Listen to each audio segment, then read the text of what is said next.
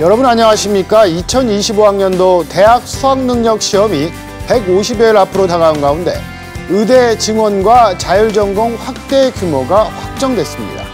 의대 증원이 모든 대입 입시를 삼키면서 입시 판도가 크게 달라질 것으로 예상되고 있는데요. 잠시 후 이슈토론에서는 역대급 또 예측 불허가 될 올 대학 입시 판도를 짚어봅니다. 임진모의 시대와 노래에서는 호국보훈의 달을 맞아 전쟁의 아픔을 돌아보고 평화를 염원하는 노래들을 만나봅니다. 뉴스 큐레이터 시선, 잠시 후에 뵙겠습니다.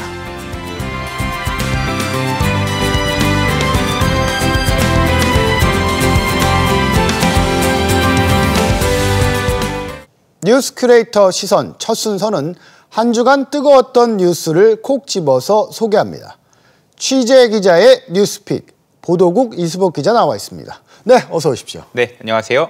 이수복 기자, 오늘의 키워드는 뭔가요? 네, 오늘의 키워드는 귀환입니다. 귀환을 키워드로 선정한 이유는 뭔가요? 네, 현장을 떠났던 야구계의 올드보이 김경문 감독이 하나이글스의 새로운 사령탑으로 선임이 됐습니다. 또 축구계를 주름잡았던 황선홍 감독도 4년 만에 대전 하나시티즌의 지휘봉을 다시 잡게 됐는데요. 한때 명장으로 불리던 이 거물들이 대전으로 와서 한번 귀환을 키워드로 선정해봤습니다.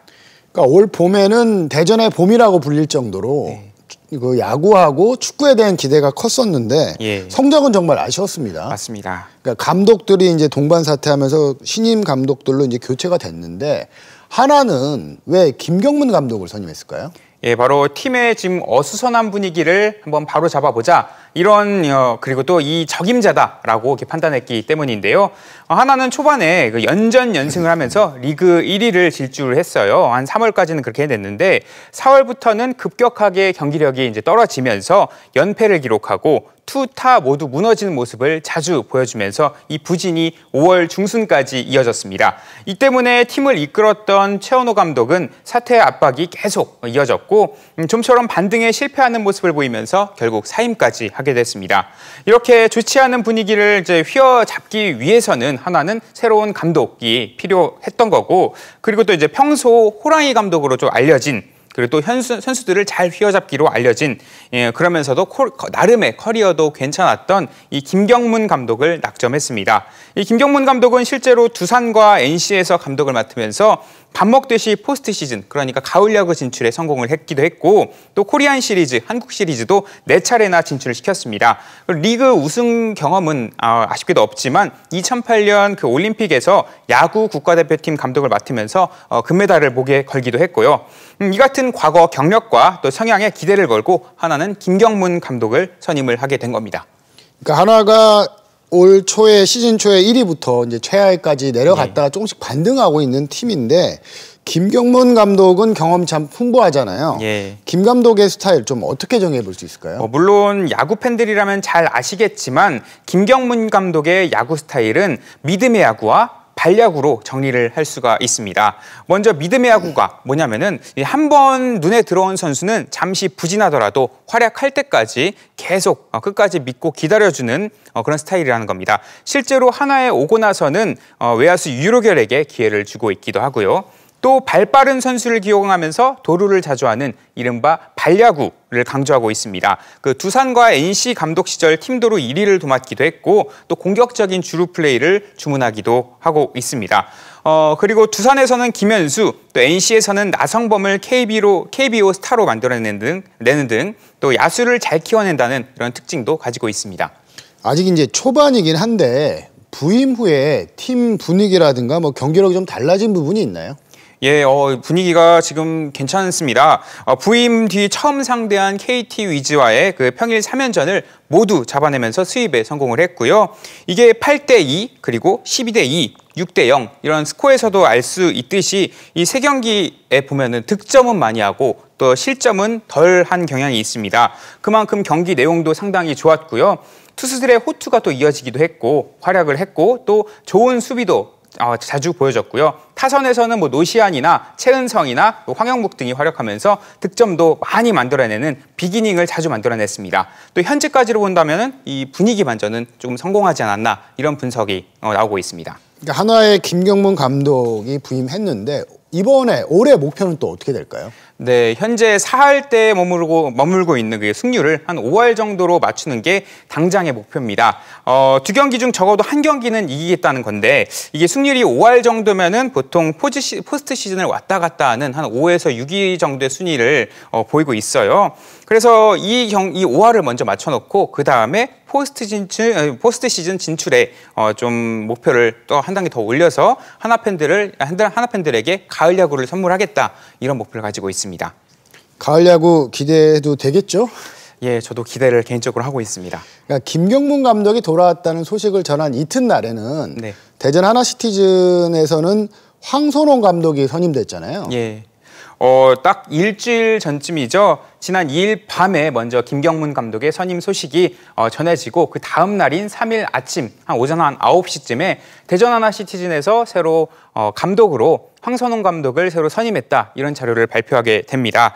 이 황선홍 감독 같은 경우에는 그 대한민국 축구 국가대표팀 임시 감독과 또 올림픽 대표팀 감독직에서 물러난 지 좀 한 달이 조금 넘고 두 달은 조금 못 되는 이 짧은 공백기를 갖고 다시 현업으로 복귀하게 된 겁니다. 그러니까 황선홍 감독은 이미 대전에서 지휘봉을 잡았었잖아요. 예. 그런 면에서 보면 재선임 소식은 좀 놀라웠습니다. 예, 그렇습니다. 황 감독은 지난 2020년이죠. 하나금융그룹 체제로 기업 구단 전환 뒤에 대전의 초대 감독으로 부임을 한 바 있습니다. 하지만 바로 승격할 것이라는 그런 기대와 달리 좀 압도적인 모습을 보여주지 못했고 결국 팀을 떠났습니다. 그런데 이제 시간이 지나면서 하나금융그룹은 이 첫 부임 당시 선수단 운영을 둘러싸고 여러 내부 좀 갈등이 있었던 것도 사실이고 그렇기 때문에 황 감독이 내부에서 자신이 원하고 있는 축구를 충분히 구현하지 못했다. 그리고 우리 본사 차원에서도 충분한 지원을 하지 못했다라는 좀 안타까움이 남아 있었다고 해요. 그래서 한 번 더 기회를 부여하기로 판단을 했고 황 감독도 고심 끝에 승낙까지 하게 됐고 3년 9개월 만에 대전으로 돌아오게 된 겁니다. 그러면 이제 축구 스타일이라는 게 감독들이 추구하던 스타일이 좀 다 다른데 좀 바뀌었다는 얘기가 있어요. 그래서 좀 기대해 볼 만한가요? 어떤가요? 예, 엄밀히 말하면 바뀌었다기보다는 바꾸겠다고 공언을 한 겁니다. 이 황선홍 감독 같은 경우에는 직선적인 축구로 좀 빈 공간을 패스를 찔러내는 이른바 좀 간단히 쉽게 공격을 풀어내는 콤팩트 축구로 유명했습니다. 실제로 포항과 서울에서 이 같은 전술로 좀 많이 재미를 보기도 했습니다. 우승컵도 리그도 우승을 했고 또 FA컵 우승까지 드러냈기도 했고요. 하지만 축구 패러다임이 시간이 지나면서 변했고 이 같은 축구가 점점 옛날 축구 스타일이다라는 비판을 받게 됐습니다. 이 황선홍 감독도 국가대표팀 감독을 하면서 이를 좀 많이 느꼈다고 하고 그러면서 기자회견 당시에 앞으로는 이 주도하는 축구 또 우위를 점하는 축구를 지향하겠다. 좀 현대 축구의 스타일에 맞게 좀 전술 스타일을 이렇게 바꾸겠다라고 공언을 했고 개인적으로는 좀 이 같은 축구 스타일 이렇게 말씀하고 좀 공언을 했던 축구 스타일과 현재 남아있는 그 대전의 선수들과 좀 스타일이 잘 맞는 것 같아요. 그래서 연습만 잘하고 팀만 잘 꾸려진다면은 충분히 좀 반등할 수 있는 여지가 있지 않을까 생각을 또 해봤습니다. 그러니까 지금 성적을 좀 반등하려면 보강도 많이 필요할 것 같거든요. 어떤 부분에 좀 중점을 둔다고 하던가요? 일단 현재 공격진이 좀 많이 약하다고 진단을 했습니다.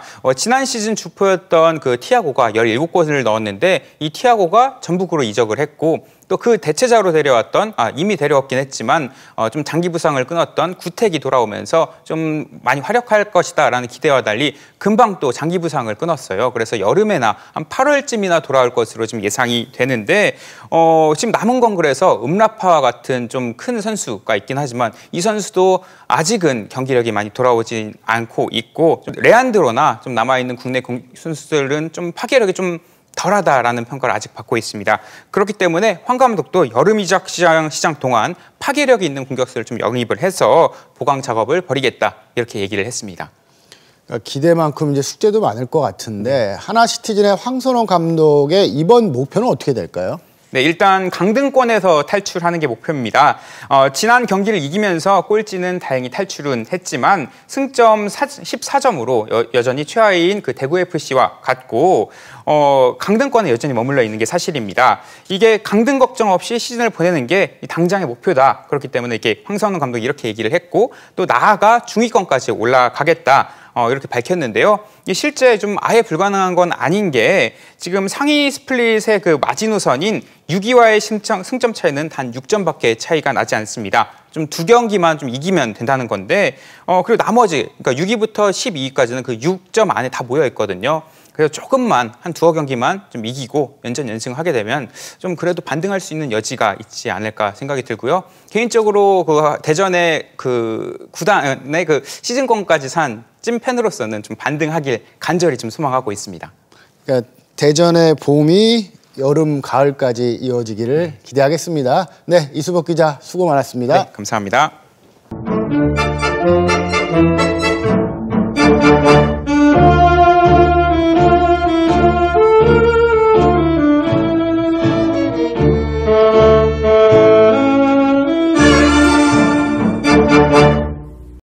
우리가 즐겨 불렀던 노래에는 지나온 시대상이 고스란히 담겨 있는데요.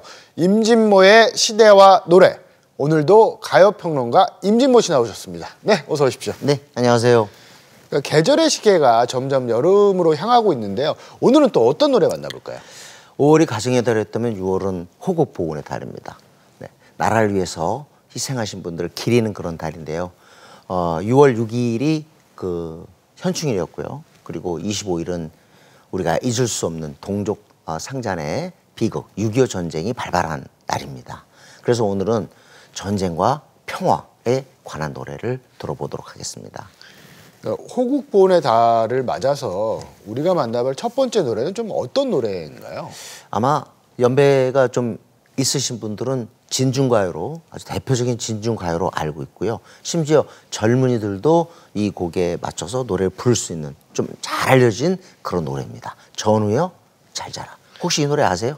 전우의 시체를 넘고 넘어 앞으로 그런 노래죠. 그러니까 전쟁으로 숨진 네. 전우들을 떠올리는 노래잖아요. 그렇습니다. 네, 어떻게 보면 이제 전사에 대한 어떤 슬픔을 담고 있기 때문에 조금은 눈시울이 붉어질 수 있는 그런 노래인데 또 노래의 리듬 자체는 그 행진곡풍이에요. 그렇기 때문에 좀 비장한 그런 느낌을 주는 명곡입니다. 그러니까 이제 전우를 잃은 그런 감정을 담은 곡인데, 그러니까 전쟁 안에서 불가피하게 마주치는 전우의 죽음과 고통을 좀 생생하게 보여주는 노래인 것 같습니다. 전우야 잘 자라 한번 들어보실까요? 전우의 시체를 넘고 넘어 앞으로 낙동강아 잘 이끌어 우리는 전쟁한다 원한이야 피에 맺힌 적군을 무찌르고서 꽃잎처럼 떨어져간 전우야 잘 자라. 그러니까 비단 전장에 나선 군인뿐만 아니라 전쟁으로 또 절망하고 상처 입은 국민들에게도 희망과 위로를 전해준 노래가 아닐까 싶습니다. 이 노래는 누가 만들었을까요? 우리 국내 가요사에서요 최고의 콤비로 보통 유호 작사, 박시순 작곡, 이거 아주 상당히 익숙한 그런 뭐랄까 이름들인데요. 유호 박시춘 선생이 만든 곡이에요. 보통 이렇게 이제 전쟁 때 그리고 또 군대에서 불리는 노래를 갖다가 진중가요라고 하는데 아마 진중가요 중에서 가장 유명한 노래가 아마 전우여 잘 자라일 겁니다. 근데 이 유호하고 박시춘 선생이 9월 28일에 서울이 수복되잖아요. 그때 이제 서울 명동에서 만나가지고 낙동강 전투를 보고 국군의 사기 진작을 위해서 이 노래를 만들 생각을 했다고 합니다. 그래서 아주 거의 뭐 뚝딱 이렇게 이 곡을 만들었는데요. 아주 핵심이 되는 거는 이 다부동 전투예요. 다부동 전투는 유엔이 이렇게 참전을 하면서요. 어떻게 보면 낙동강 그 방어선을 지키는 아주 치열한 전투였거든요. 55일간에 펼쳐졌습니다. 정말 전사자가 굉장했죠. 그래서 이 다부동 전투를 보고 유호 박시준 콤비가 우리 군인들을 위해서 만든 곡이 바로 전우여 잘 자랍니다. 그러니까 낙동강에서 밀리면 바로 부산이잖아요. 그렇습니다. 그러니까 그러다 보니까 이제 한국 전쟁에서 국군의 역할도 중요했지만 지금 방금 전에 말씀하신 것처럼 그 유엔의 도움이 없었으면 어떻을까 이런 생각도 드는데요. 예. 그렇죠. 그때 당시에 사실은 전 세계가 93개국으로 제가 알고 있거든요. 그런데 이때 당시에 그 전투로서 약 16개국, 그다음에 또 의료 지원국으로 또 6국국 해서 22개국이 참여를 합니다. 상당히 많이 참전한 거죠. 그리고 약 195만 명이 이제 이 전쟁에 참여하는데 정말 평화를 지키기 위해서 자기 목숨을 던질 각오를 하고 이 나라에 유엔군이 참전을 하게 됩니다. 사실 그때 당시에 유엔군들 중에는 한국이라는 나라를 모르고도 여기에 참전한 사람들이 상당히 많았다고 합니다. 그러니까 아무런 연고도 없는 네네. 한국을 위해서 싸웠던 분들이잖아요. 네네. 그러니까 오늘의 평화가 있기까지 그 낯선 나라인 한국에 와서 이렇게 네. 전쟁에 참가해서 희생한 그 유엔군들에게 세상 고맙고 또 감사한 마음이 드는데요. 그러니까 부산에 가면 세계 유일의 유엔군 기념묘지가 있다고 하거든요. 유엔군의 흔적을 찾아서 부산으로 떠나봅니다.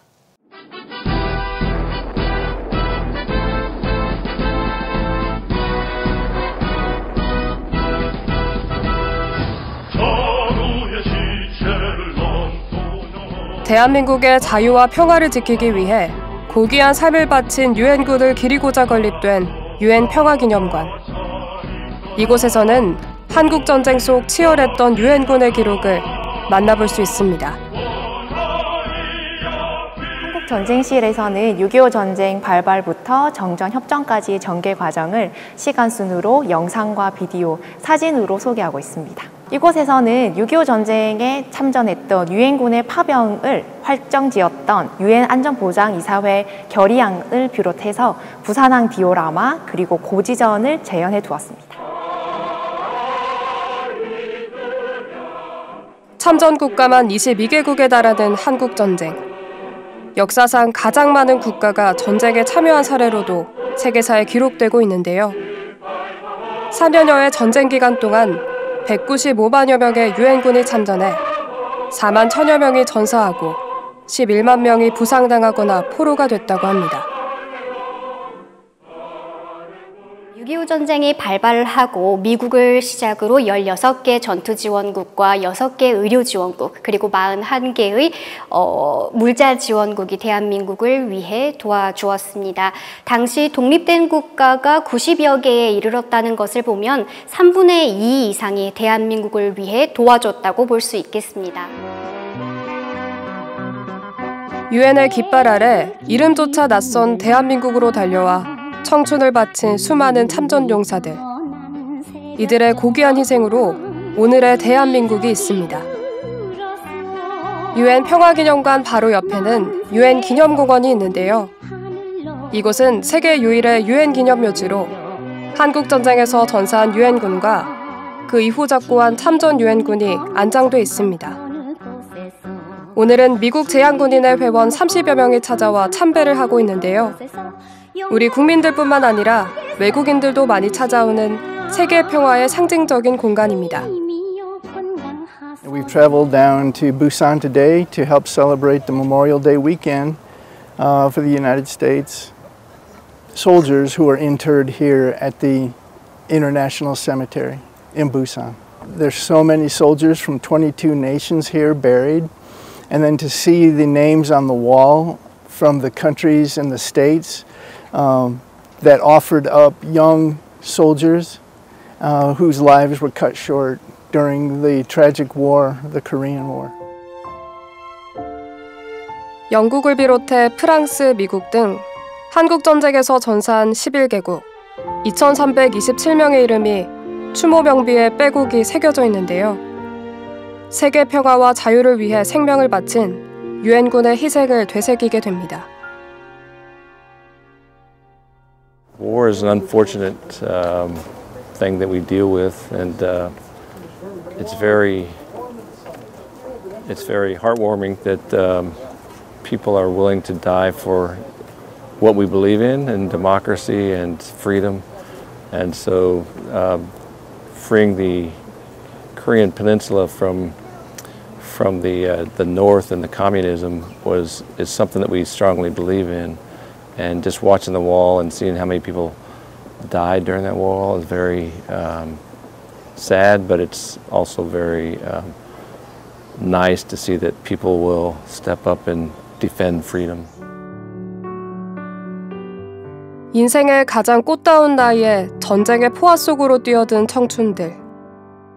이들의 고귀한 희생은 세대를 뛰어넘어 깊은 울림을 전해주는데요. 고국의 후손들이 묘지마다 국기를 꽂아주며 영원한 안식을 기원합니다.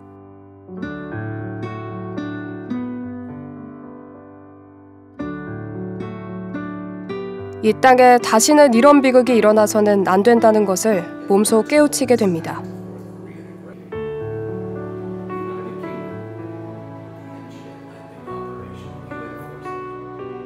보훈의 달을 맞아서 또 많은 분들이 오실 텐데, 그러니까 여기가 뭔가 유가족이나 어떤 관계자만 올 수 있는 곳이 아니라 다 많은 분들께서 자유와 평화의 가치를 되새길 수 있도록 항상 이제 열려 있는 공간이기 때문에 오셔서 참배도 하시고 또 한국 전쟁에 대한 역사도 다시 한번 또 이렇게 배워보는 시간이 되셨으면 좋겠습니다.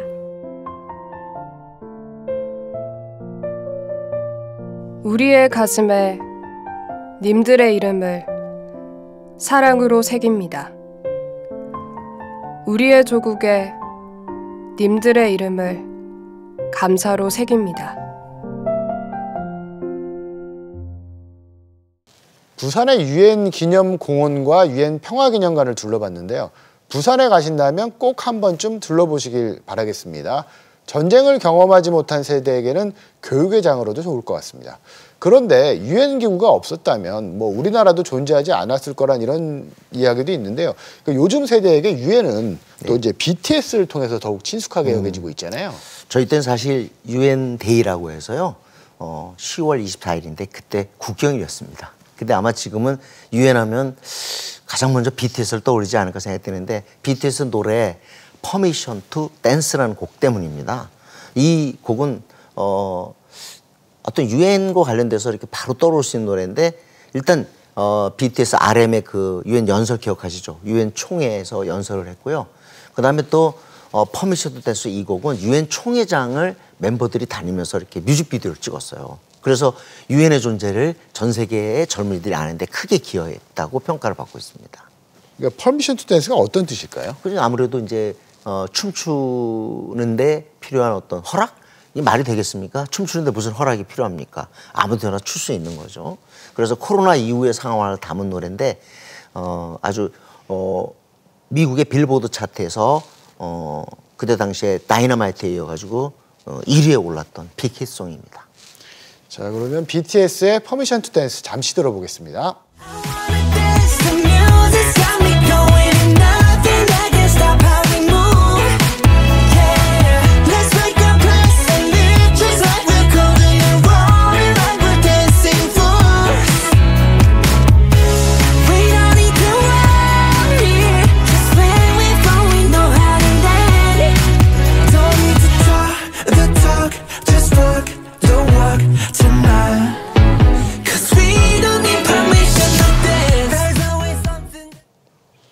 이 노래에 맞춰서 선보인 안무도 큰 화제가 됐는데요. 네. 그러니까 수어 동작이 들어가 있다고요? 그렇습니다. 수어법이 화제였던 그런 노래였는데요. 혹시 아세요? 그 뮤직비디오 보면 그 장면이 나오는데 좀 자세히 봐야 됩니다. 그래서 뭐 이런 식으로 해서 약간 이런 스타일의 그 포즈, 이런 동작은 즐겁다. 매우 즐겁다라는 뜻이고 또 하나 이렇게 펴고서 이렇게 하는 장면이 있습니다. 요거는 이제 춤을 춘다라는 뜻이거든요. 그런데 여기서 정말 중요한 거는 또 평화에 대한 메시지가 있어요. 평화의 메시지는 V입니다. V를 가지고 이렇게 하는 건데. 굉장히 귀여운 BTS적인 것 같은데. 한번 해보세요. 지금 같이 다시. 자, 이렇게 하는 거는 이제 즐겁다. 그다음에 왼손 피고 그다음에 오른손 이렇게 하는 것은 춤을 춘다. 그다음에 이제 평화를 상징하는 V. 네. 귀여운지는 모르겠습니다, 굉장히. 그런데 이제 자신의 영향력을 발휘해서 전 세계 평화 화합을 기원한 가수가 있다면 BTS 이전에 이분이 있잖아요. 그러니까 팝의 황제 마이클 잭슨인데 그 마이클 잭슨에 대한 얘기를 좀 부탁드리겠습니다. 마이클 잭슨은요 BTS의 영웅이기도 해요. 그리고 또 아마 전 세계에 아마 춤추는 사람들은 이 마이클 잭슨이 영원한 롤 모델이 아닐까 싶은데요. 마이클 잭슨은 전성기 때 We Are the World를 작곡했어요. 라이언 리치랑 같이. 그 We Are the World는 정말 그 아프리카 기근을 위해서 그야말로 진짜 인류애를 갖다 발휘한 그런 곡인데요. 마이클 잭슨 노래 중에서도 역시 또 유명한 거는 또 어린이들이 너무 좋아하는 힐 더 월드죠. 이것도 이제 세계 평화와 관련된 노래입니다. 그렇기 때문에 마이클 잭슨은 지금도 우리가 어떤 전쟁에 반대되는 개념의 평화, 이 평화하면 바로 떠오르는 그런 가수이자 아티스트죠.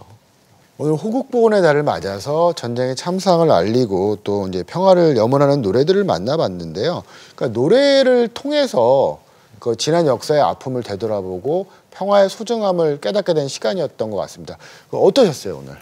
사실 그 마이클 잭슨의 그 얘기 중에 정말 중요한 게 그때 당시에 독일처럼 한국도 통일되기를 바라고 그때 다시 여러분과 만나자라고 이렇게 얘기를 했어요. 근데 결국 뭐 그 약속은 지켜지지 못했죠. 6.25 전쟁이 벌써 발발한 지가 74년이 됐습니다.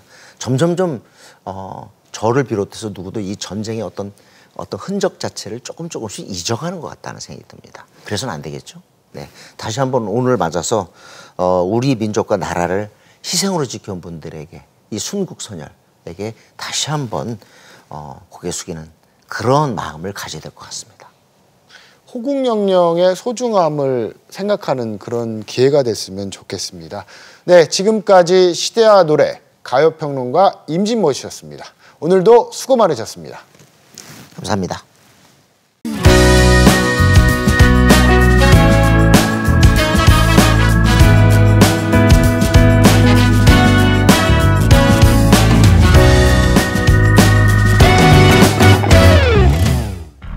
복잡한 세상 속 넘치는 뉴스, 한 주간의 이슈들을 말끔하게 교통 정리해드리는 시간입니다.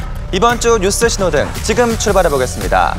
자, 오늘은 어떤 뉴스들이 신호에 걸렸을까요? 먼저 빨간불부터 보겠습니다. 빨간불엔 가짜 경유가 들어왔습니다. 우리가 사는 세상 진짜도 있지만 파렴치한 가짜들도 많습니다. 무려 580억 원어치의 가짜 경유를 제조해서 전국 주유소에 판매한 범죄 조직 일당이 검거됐는데요.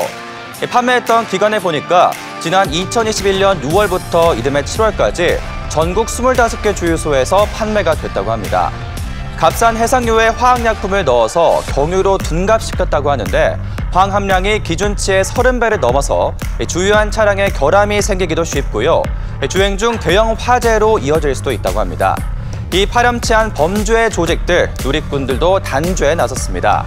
설마 내 차는 아니겠지, 빨리 주유소 명단 공개해라, 차에 넣는 기름도 가짜, 세상에 믿을 게 하나 없네 같은 반응을 보였습니다. 지금까지 적발된 가짜 석유 가운데 역대 최대 규모라고 하는데요. 다시는 발도 붙이지 못하도록 멈춰! 레드카드 빨간불 들어옵니다. 자, 이제 빨간 신호를 지나 노란불로 가보겠습니다. 노란불엔 오물풍선이 들어왔습니다. 흔히 하늘에서 돈벼락이나 뚝 떨어지면 좋겠다 이런 농담들 많이 하시죠. 그런데 돈벼락은커녕 오물이 떨어졌다면 어떨까요? 그 상상조차 할 수 없는 일을 북한이 또 저질렀습니다. 북한에서 대남전단 살포용으로 오물풍선을 날렸는데 지금까지 발견된 것만 자그마치 1000개가 넘는다고 하죠. 북한 측에선 3,500개를 날려보냈다고 하는데 아직 발견되지 않은 것도 상당수 있을 것으로 보고 있습니다. 정말 미운 짓만 골라 하는 북한에 누리꾼들도 단단히 뿔이 났는데요.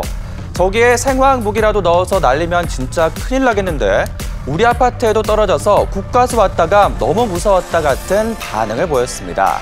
차량 파손의 재산 피해까지 피해 보상을 위해 정부가 머리를 맞대고 고민 중이라고 하는데요.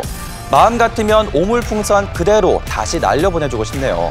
북한의 오물풍선 강력 경고! 노란불 들어왔습니다. 네, 오늘의 마지막 신호 초록불 살펴볼까요? 초록불에는 마을 방송이 들어왔습니다. 마을 이장님 하면 떠오르는 게 있죠. 바로 옥상 스피커로 흘러나오는 목소리. 알려드려요. 강병주 이장이구만요. 이런 정겨운 방송인데요. 요즘 농촌에선 이장님이 마을 방송을 아주 스마트한 방식으로 한다고 합니다. 이름은 스마트 마을 방송 시스템이라고 하는데요.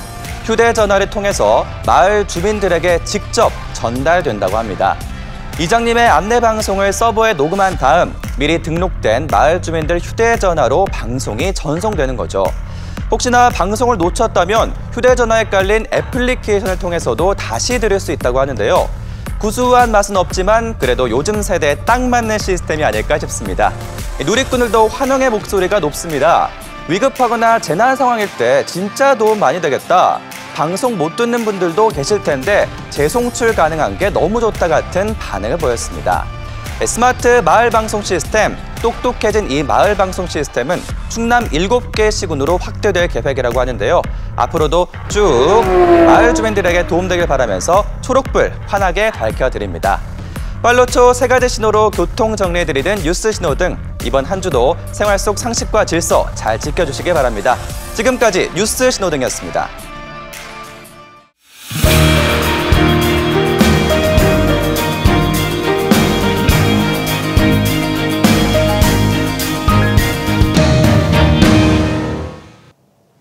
의대 증원이 확정되면서 2025학년도 수시 모집 요강이 대학별로 발표됐습니다. 말도 많고 탈도 많았던 의대 정원이 확정됐지만 2025학년도 전체 입시 판도는 역대 최고인 이른바 N수생의 유입으로 예측 불허입니다. 올 대학 입시에 대해서 두 분과 함께 지혜를 모아보는 시간을 갖겠습니다. 함께해 주신 분들 소개해드립니다. 한국대학정책연구소 이사장이신 모건대학교 이종복 교수 나오셨습니다. 네, 어서 오십시오. 반갑습니다. 교육 전문가 임성호 대표 함께해 주셨습니다. 네, 어서 오십시오. 먼저 지난 4일 미니 수능으로 불리는 6월 모의고사가 끝났습니다. N수생 유입이 역대 최고라고 하던데요. 수험생과 학부모들도 일희일비하고 있습니다. 이번 6월 모의고사에 대한 전체적인 평가부터 수능 출제 방향까지 한번 짚어보겠습니다. 임성호 대표님 어떻게 보셨나요? 킬러 문항이 이제 작년도부터 이제 배제된다고 그랬는데 그 시험이 이제 이번 6월 평가 모의고사가 3번째였습니다. 지난해 이제 9월 평가 모의고사 때부터 빠지기 시작해서 이제 지난해 본수능 그리고 이번 6월 평가 모의고사가 이제 3번째였는데 지난해 그 본수능에서 킬러 문항이 빠졌는데도 불구하고 수능이 불수능 평가를 받았죠. 대단히 어려웠다 이렇게 되어서 이번 6월 평가 모의고사 때는 지난해 본수능 그 아주 어려웠던 것보다는 좀 쉬워지지 않을까라고 하는 이렇게 예상을 했었는데 예상은 그 생각보다는 상당히 크게 빗나갔습니다. 지난 본수능 때보다 오히려 더 어려워졌다. 그래서 수험생 입장에서는 정말 손도 못 대는 문제들이 또 출제되었고 이거는 이제 최상위권 학생들도 1등급 내에 있는 학생들도 못 푸는 문제가 거의 한 10문제 정도가 좀 달할 정도로 과목마다. 그래서 대단히 어려웠고 특히 또 영어 과목 같은 경우는 절대평가 과목이죠. 지금 상대평가 과목에서는 아무리 어렵더라도 4% 안에 들어오면 1등급을 부여를 하게 되어 있는데 보통 영어는 이제 절대평가인데 부담을 좀 줄이기 위해서 절대평가로 간 거죠. 그럼 상대평가가 4%이면 영어는 90점 넘는 학생들이 한 7에서 10% 정도 때는 나와줘야 이게 학생들이 좀 그 부담이 줄어드는데 작년도에 영어가 4.7% 본수능 때 나왔습니다. 그럼 4.7%는 상대평가랑 거의 비슷한 수준대로서 대단히 어려웠던 시험이다. 이렇게 평가를 받는데 어저께 본 6월 4일 날 평가 모의고사 때는 영어 1등급이 지금 1%대쯤 나오고 있습니다. 그러면 영어가 절대평가인 과목에서 가장 부담이 줄었어야 되는데 역대 최고 수준, 수능 사상 영어 1등급이 1%대가 나왔다라고 하는 것은 역사상 없는 시험이었습니다. 그만큼 이제 입시 변동폭이 큰 것 같은데 그다음에 입시 확정 발표도 늦었잖아요. 그래서 사상 초유의 일입니다. 그러니까 N수생들이 뭐 대거 유입됐다는 얘기까지 있거든요. 그러니까 의대 증원 여파가 아닌가 싶은데 이종복 교수님께서는 어떻게 보시나요? 네, 통상적으로 수시 모집 일정이 5월 31일 정도에 이제 확정되는 게 일반적인데 이번에는 유사 이래 처음으로 있는 그 정부에서 갑작스럽게 의대 정원 2,000명 증원을 발표하면서 그 전공의와 또 의사단체들과의 갈등 때문에 확정 발표가 늦어졌고 그나마도 지금 정부안이 나오긴 했지만 이게 대법원 확정 판결이 나오면 어떻게 달라질지 모르는 상황이라서 여전히 그 혼란의 불씨가 남아있다 그렇게 생각이 되고요.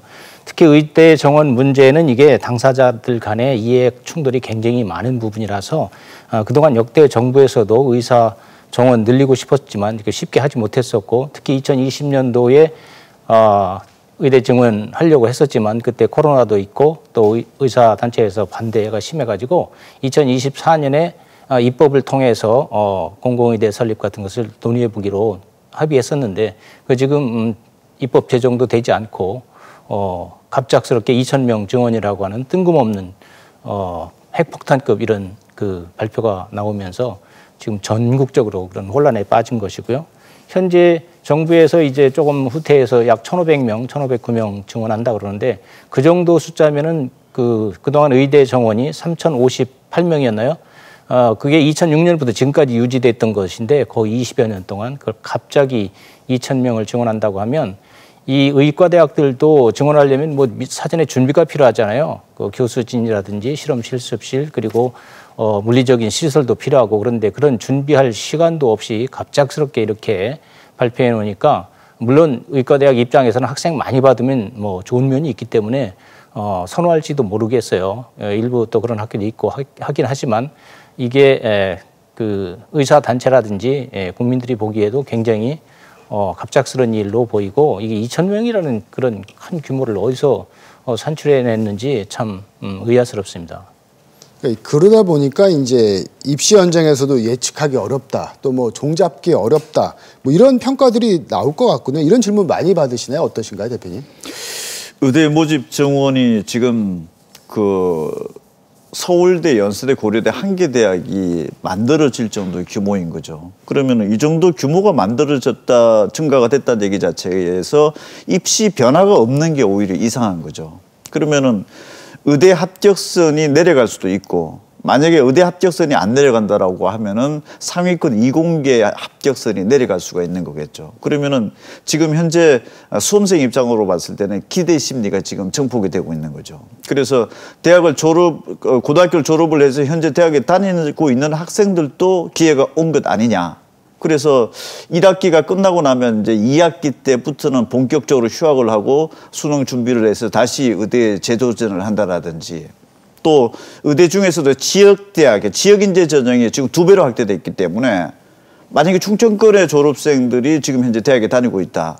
내 때는 없었던 제도가 만들어진 거기 때문에 다시 한번 학교 내신 성적이 좋았다라고 하면 원서를 한번 낼 가능성은 대단히 높아진 거죠. 그리고 나는 의대 준비생이 아니었는데 의대 쪽으로 우수한 학생들이 그만큼 1,500명 정도 때가 지금 글로 빠지게 되면 빈자리가 생기게 될 테고 그 빈자리는 뭐 서영고에서 의대로 이동하고 서영고 빈자리를 그 밑에 대학에 채우고 또 그 밑에 대학은 또 그 밑에 대학에서 또 위로 올 수 있는 이런 연쇄적인 어떤 그 점수 변화가 어디까지 갈 것이냐 이런 부분들을 봤을 때는 당장 9월 9일부터 수시 원서 접수를 해야 되는데 학생들은 기회는 분명히 온 것으로서는 지금 상황을 보고 있는데 또 이게 또 재수생들이 또 많이 들어온다. 이렇게 하니까 공연히 또 고등학교 3학년 학생들은 또 불안해하는 상황이 또 벌어지고 있는 거고 또 이번에 의대 모집 정원 발표뿐만 아니라 그 문과이과 구분 없이 선발한다라는 뭐 무전공 선발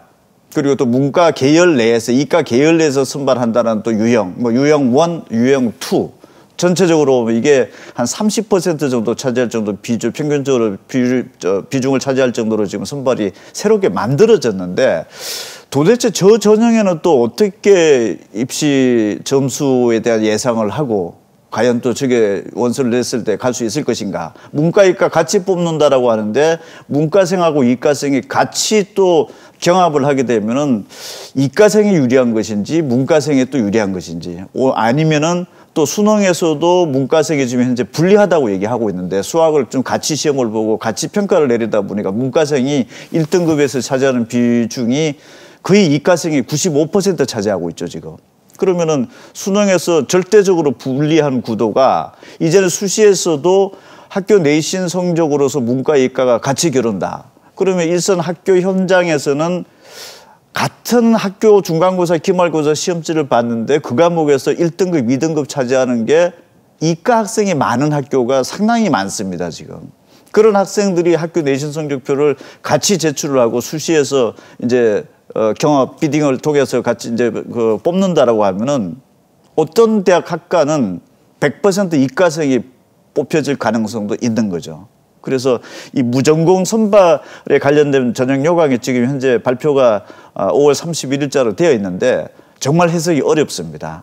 아마 입시 학원 저희 쪽에서도 보면은 이걸 도대체 어디가 유불리가 있고 어떻게 합격 점수 예측을 해야 될지가 대단히 어려운 상황입니다. 그래서 총체적으로 의대 모집 정원에 대한 부분뿐만 아니라 지금 갑자기 발표되었던 그 무전공 선발 학과가 갑자기 만들어졌고 이런 모든 부분들이 수험생 입장에서는 해석이 어렵다라는 거. 학원에서도 이 정도로 해석이 어렵다라고 하면은 아마 일선 고등학교 현장 학교 선생님들도 결코 쉽지는 않을 것으로 보여집니다. 그래서 수험생들이 자력으로 뭔가 판단, 분석, 예상을 하기가 대단히 어려운 상황이다. 이렇게도 볼 수 있습니다.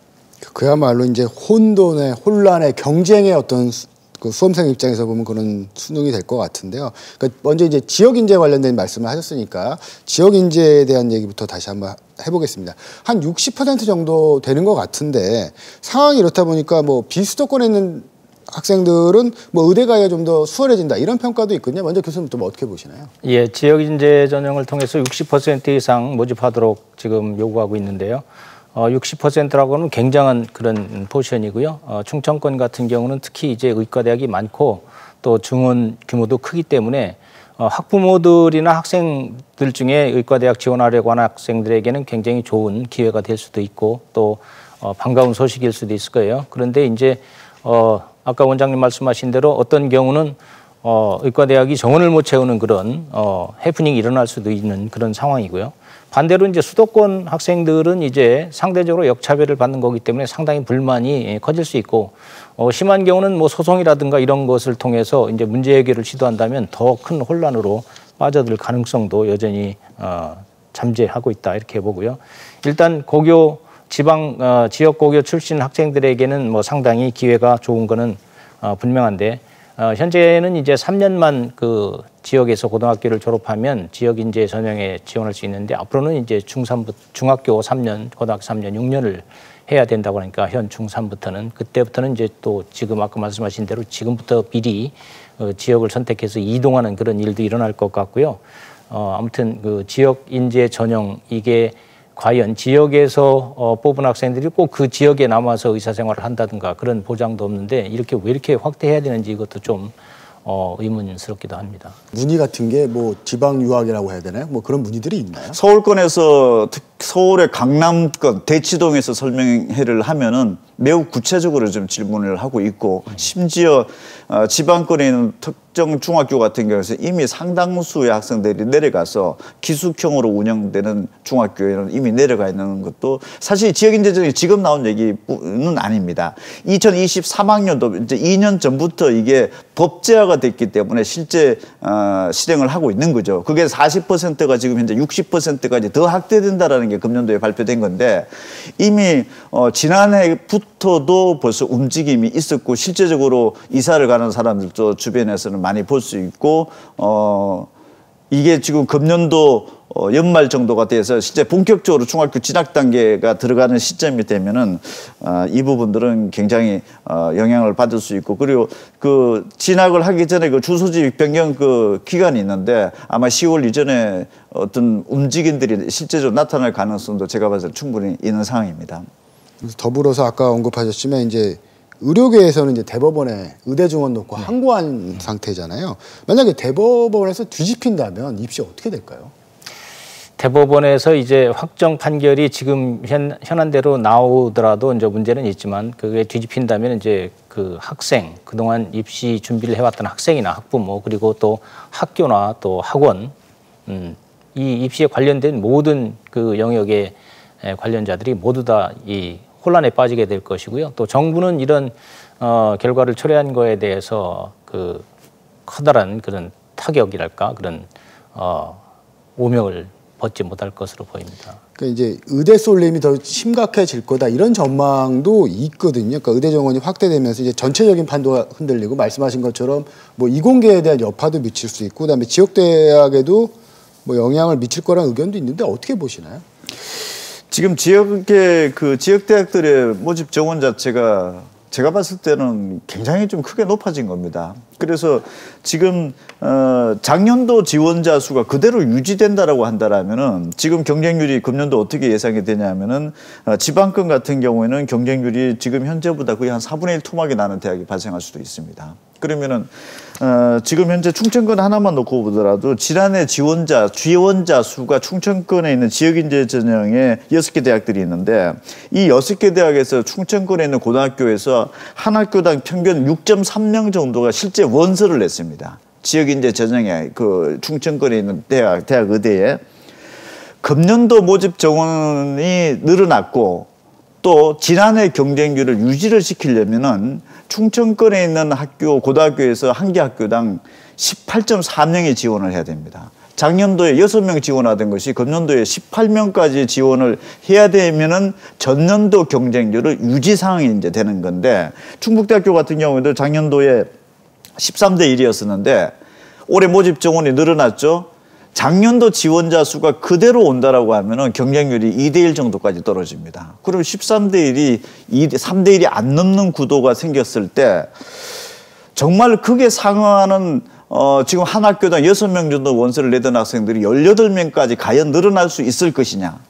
그리고 그러려고 하면은 지금 충청권에서 졸업해서 대학에 다니는 학생들이 반수를 통해서 대거 지금 2배 이상 들어와야 된다는 얘기가 되고 일선 학교에서는 학교에서 한 6명 정도 했던 것이 18명까지 그것도 다른 지역의 대학은 제외하고 충청권에 있는 대학 의대 원서 내는 애들만 6명에서 18명까지 과연 늘어나게 됐을 때 지방권 의대라 하더라도 수시에 원서를 내지만 굉장히 강도 높은 수능 최저를 다 요구를 하고 있습니다. 원서를 내본들 전교에서 1등을 한다 하더라도 수능 최저를 못 맞췄을 경우에는 자격에서 이탈이 되는 거죠. 그러면 수시에서 예를 들어서 100을 뽑기로 했는데 한 30~40%가 구멍이 생길 수도 있는 거죠. 그러면 그 구멍이 생기는 것들은 정시로 넘겨서 뽑아야 되는데 정시로 넘어가게 되면은 수능 점수로 뽑는 거죠. 그러면은 지방권 의대들은 정시에서는 전국 규모의 선발로 문호를 다 개방을 하고 있습니다. 그러면은 지방권에서는 수능 점수가 고득점 학생들이 상대적으로 적기 때문에 서울 경인권 학생들을 정시에서 뽑을 수밖에 없는 거죠. 그러면 결과적으로 수시에 못 뽑는 대학이 발생하는 그런 오명은 치명적인 대학이 있을 수도 있고 정시로 넘겨나 봤는데 결과적으로 서울 경인권 학생들이 정시로 대거 또 지방에 내려올 가능성도 배제할 수가 없는 상황이죠. 그러면은 지금 1년에 지방권 의대뿐만 아니라 전국 의대에서 1년에 의대를 다니면서 그만두는 학생들이 약 한 200명 가까이 정도, 상황에 따라 200명이 넘어갈 수도 있습니다. 그 학생들은 다시 의대에 재도전을 해서 서울 경인권 의대로 재진입을 하고 있는 그런 패턴이 나타나는데 그런 게 지금은 현재 한 200명 정도가 나타나는 것이 그게 400명이 될 수도 있고 그 이상이 될 수도 있는 상황이기 때문에 어쩌면은 의대 모집 정원 확대가 학생들의 연쇄적인 이동뿐만 아니라 의대 재학 중인 학생들도 다시 재도전의 기회가 온 걸로 판단을 할 수 있는 거죠. 지금 지방에만 의대가 모집 정원이 늘어난 것이 아니라 경인권에서도 지금 현재 성균관대학교가 벌써 3배 정도가 지금 늘어나 있는 거고 가천대학교, 인하대학교, 아주대학교 지금 경인권에서도 대부분 다 늘어났기 때문에 지방권 의대 재학 중인 학생들의 움직임 지금 현재 휴학 중에 있는 그 휴학 상태이기 때문에 이 학생들도 2학기 때부터 다시 재도전해서 문호가 넓어졌기 때문에 더 좋은 의대로 옮기겠다라고 하는 어떤 그 상황이 발생할 가능성 절대 배제할 수 없는 상황인 거죠. 그러니까 자율전공 확대도 또 얘기를 하셨는데 좀 어떻게 보시나요? 어떤 점 좀 눈여겨봐야 될까요? 예, 지금 대학가에서는 자율전공 혹은 무전공으로 뽑으라는 게 가장 핵 이슈로 떠올라오고 있는데요. 그 취지는 이렇습니다. 그 중고등학교에서 본인의 적성과 취미에 맞는 이런 진로를 제대로 고르지 못했다면 대학에 가서 좀 더 생각하면서 이런저런 그 과목을 수강해 보면서 결정해라 그러는 건데 사실 대학 4년 동안 한 가지 전공을 공부하기에도 굉장히 짧은 시간인데 그렇게 되면 결국은 전공 기간이 3년으로 줄어드는 결과가 되는 거예요. 그리고 지금까지도 뭐 중고등학교에서 학부모님이나 본인의 적성도 고려하고 또 입시 지도를 여기 뭐 학원이라든지 여러 군데서 받고 그래서 충분히 생각하고 입학할 수 있는데, 그리고 또 그래도 또 적성에 안 맞으면은 대학에서는 언제든지 자유롭게 전과할 수 있도록 이렇게 허용을 해주고 있는데, 굳이 이런 제도가 필요한지 이게 굉장히 의문스럽고요. 또 한편으로 생각하면 이게 이제 좀 의심스러운 면이 있어요. 그러니까 말하자면 이제 학령 인구 부족으로 인해서 대학 구조조정이 피할 수 없는 이런 상황이긴 한데, 어떻게 강제적으로 구조조정하기는 어렵고, 그러니까 이렇게 지금 무전공으로 선발하게 되면 인기가 좀 적은 분야라든지 인문계열 이런 데는 직격탄을 맞을 가능성이 있거든요. 그러면 자연스럽게 이제 구조조정의 어떤 틀 속으로 빨려 들어가게 되고, 이렇게 해서 자연적인 어떤 구조조정을 유도하려는 이런 의도가 아니냐, 이런 의심의 눈으로 대학에서는 바라보고 있습니다. 제가 이제 고3 수험생이라고 그러면 굉장히 혼란스러울 거거든요. 두 분 말씀을 좀 종합을 해보면 입시 전략을 좀 어떻게 짜야 될까요? 지금 전형 요강은 일단 나왔죠. 5월 31일부터 나와서 지금 현재 금방 말씀하신 자유전공, 무전공, 이게 상당한 또 영향력이 되는 거죠. 왜냐하면 그 학과가 만들어진 것에 비례해서 일반 학과의 모집 인원이 그만큼 줄어들었습니다, 지금. 그래서 30% 정도가 무전공으로 선발하기로 했으면 기존의 일반 학과들에서 30% 정도를 다 차출을 한 거죠, 지금. 그러면은 모집 정원이 다 달라진 거죠. 그럼 지난해 경쟁률 데이터를 참고하기가 어렵죠. 지난해 합격 점수를 10명 뽑혔을 때 몇 점이었는 것이 금년도에 7명으로 내려갔을 경우에 또 이 합격 점수가 그대로 유지될는지, 이런 부분들은 대단히 이제 불안한 상황이 되고 불확실성이 좀 높아지는 상황이고, 그리고 또 지금 이 시점에서도 금년도 신입생 입학 결과 공시가 지금 현재 늦어지고 있습니다. 그래서 지금 의대 모집 정원 확정 발표가 됐고, 또 각 대학별로 자유전공이라든지 이 데이터가 지금 현재 나와 있는 상황이고, 이제 또 합격 점수가 나올 테고, 기말고사까지 가지 않더라도 사실은 수험생 입장에서는 학교 내지는 거의 종결이 된 상황인 거죠. 그러면은 금년도 지금 막 쏟아져 나오는 이런 데이터 분석, 예상, 이런 부분들은 정말로 중요한 해입니다, 금년도가. 그래서 이거는 일선 학교뿐만 아니라 학부모님들께서도 수험생 스스로가 이거 판단하고 이 정보 처리를 하기가 어렵습니다. 그래서 학교뿐만 아니라 학원이 됐든 어디 교육청이 됐든 여러 가지 쏟아져 나오는 어떤 예상 분석 자료들은 철저하게 이해도 해야 되고, 또 그런 부분들을 적용을 잘 시켰을 때 최소한 어떤 손해는 좀 덜 보는 상황이 될 수도 있다. 이런 부분들은 금년도만큼은 이런 어떤 예상이라든지 분석, 이런 부분들은 좀 경각심을 가지고 임해야 됩니다. 그러니까 최대한 정보를 많이 모으고 분석을 해란 말씀인 것 같습니다. 예, 두 분 말씀은 여기까지 듣겠습니다. 오늘 함께해 주셔서 고맙습니다. 27년 만에 확정된 의대 증원과 이른바 N수생 증가로 그 어느 때보다 입시에 변수가 많이 생겼습니다. 자칫 의대 쏠림이 가속화될 거란 전망까지 나오는데요. 혼란을 줄이기 위한 입시 정책이 필요해 보입니다. 뉴스 큐레이터 시선, 오늘 순서는 여기까지입니다. 함께해 주신 여러분 고맙습니다.